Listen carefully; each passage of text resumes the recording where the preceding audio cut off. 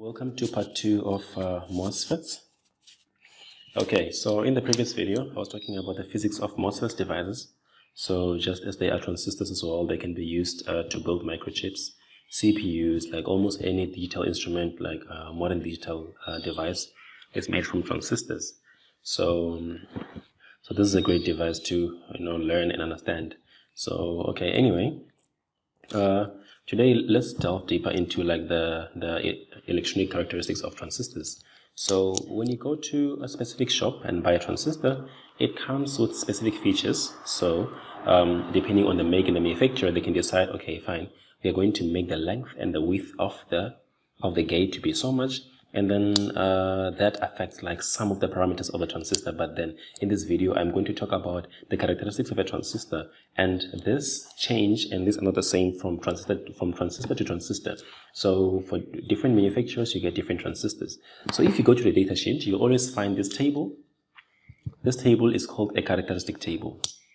So the characteristic table tells you about they actually give you information about the electrical state of the device. Basically what it is, what it actually tells you is that it shows you a relationship between the drain current, the gate to source voltage, and the drain to source voltage.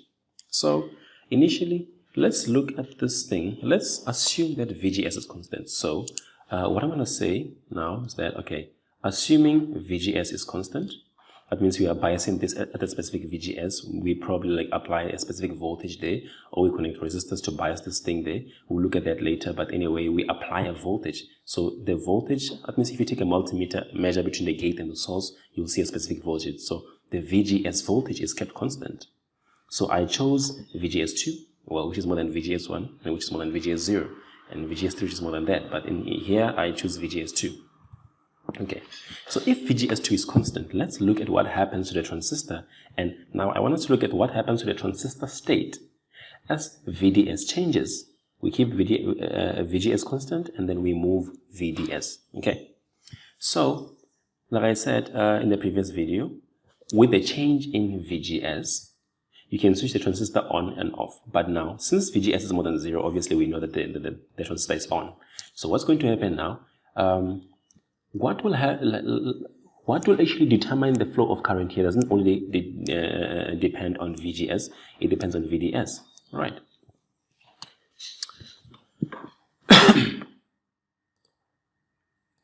Okay, so let's assume that VDS is at 0.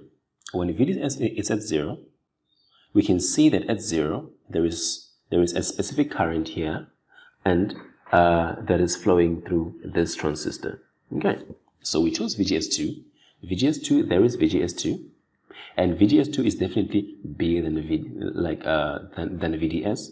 So if VDS is smaller than VGS2, this thing should be in the triode region.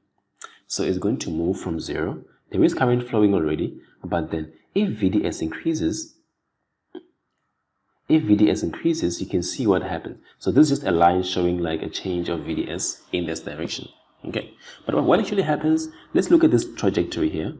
So as VDS increases, the current increases all the way. It increases all the way until it reaches a specific point.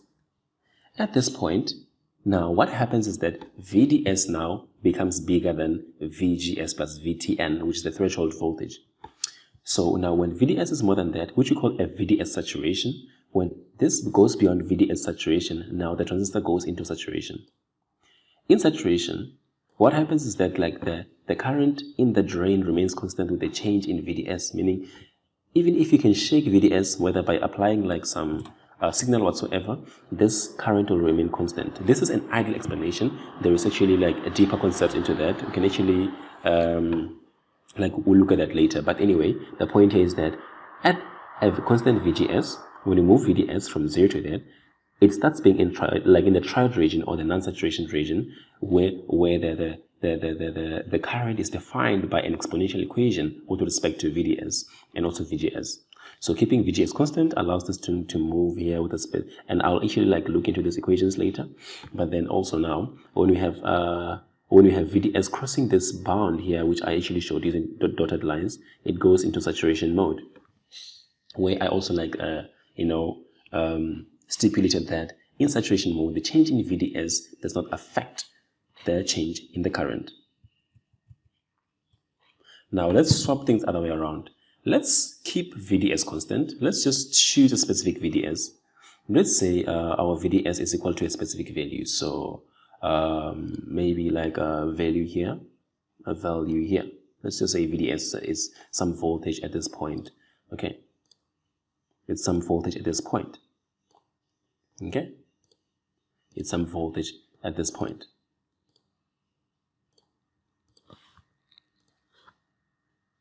So if now we have a voltage at this point, what is going to happen is that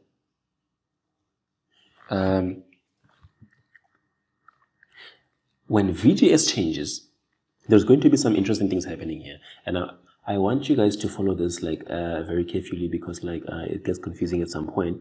But then if you follow now, keep VDS constant. When VDS is constant at a specific value, if VGS changes, let's start from 0. If VGS changes from 0, let's say VGS changes while the transistor is here. Now, this thing will be in saturation. It's going to be in saturation because it's on the right-hand side of this line over here. So it's going to be in saturation. So, and as it moves all the way up, it's still in saturation. But depending on the value of VDS, at some point, this line must hit this line and it's going to be in the triode mode. Okay, fine.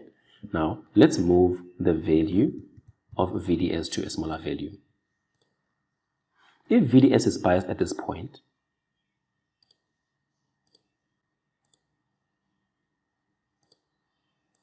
assuming that you are increasing the value of VGS from 0, you start from saturation.